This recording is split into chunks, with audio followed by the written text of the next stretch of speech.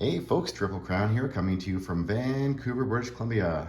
This is a round 2 Operation Cool Summer summary. Apologize for the delay, summertime. I've got family in town I'm hosting, and I also competed in my first 2 Criterium bike races this week, which is a shorter bike race of about 25 minutes as opposed to Fondos, which are well over 100 kilometers, which I normally compete in. Anyways, here we go. Not a super exciting round 2, probably of note, which is maybe a little bit different, but Japan has no real strategy in mind. They're seeing what the Americans are doing, and the Americans did not roll very well for their economy. They rolled a 6 last turn, so they are at 24. So their current objective is to push the CCP and KMT forces back. They played a little bit of ping pong here with this territory here, Guangxi. And they are setting up, they are heading towards Sichuan on the southern flank. So we'll see if the FEC is able to support them. Are they going to declare war on Japan at the end of turn 3, which would also slow down the American economy if the Japanese do not use their sneak attack on the Commonwealth or FEC or Anzac or the Dutch forces. So we'll see how that plays out. Russia here is kind of still retreating up north. Japan is set to head into Yan'an next turn and cut off the big part of the CCP economy, because that territory is worth 2. And they also built a couple airborne forces last turn and some more infantry to reinforce along the coast of, I'm assuming, China next turn. And they still do not have any minor industrial complexes along either in Shanghai or Peking, which is unusual. We'll see if this pays off.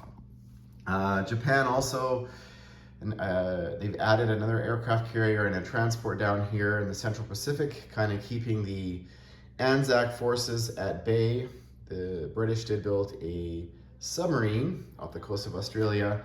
In America, well, they did lend lease the KMT a tank, but they built a naval and torpedo bomber back home in San Francisco. Over here, maybe something a little bit unusual is the Germans early on in the game, they utilized the Italian transports and came down with a couple bombers and 4 ground units, and they basically traded forces. So they took out the Free French forces, which were defending at a 5 that were sitting in Tripoli. However, the Italians had to follow up because there was 1 unit remaining, and the territory still belongs to the Free French, which that money goes towards the British. So we'll see if that hurts the Germans to lose 4 ground units early on in the game. They felt they needed to do so to basically prevent the battle of attrition here in North Africa going towards the Allies. They needed to help out earlier on. Rommel got the call and decided to send forces down. Now currently, these navies here, the Italian Navy is slightly bigger, so the Italians take a poke at the British Navy next turn. We'll see what happens there. Do the British remain in the Mediterranean, or do they, instead of building ground forces, do they now start building navy? But reinforcements are on the way. Japan has spread out its navy here. They've got a couple boats sitting here. They've got a couple more over here. They've got a small navy over here. So they are sort of positioned to at least impose their will in the South Pacific. We'll see how that plays out. Over here, the British took or annexed Liberia, not too exciting.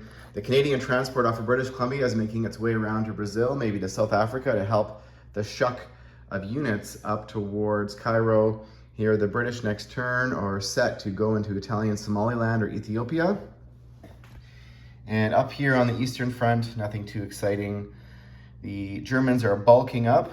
They've got, well over 20 ground units now on the coast of Russia, and a stalemate here happening between Finland and Russian forces at Valpuri and Leningrad. The German Navy is sitting off the coast of Reims, protected by an air base. However, there's 2 coastal battleships that can only move one space that are slowly making their way back. and the Russian Navy is retreating. And not a bad size combined Canadian and British Navy here sitting off the coast of Nova Scotia, ready to sort of make sure the Germans stay sort of hidden for now. So we'll see, does Germany invest in submarines and get the Battle of Atlantic going, or do they focus more on ground units and head towards Russia? So we'll see what the Germans spend their money on their economy. The Italians did send a lone submarine, which can make it through this little passage here in Gibraltar, heading out into the Atlantic to at least keep these transports and keep the British honest, and maybe they will start heading towards a convoy zone.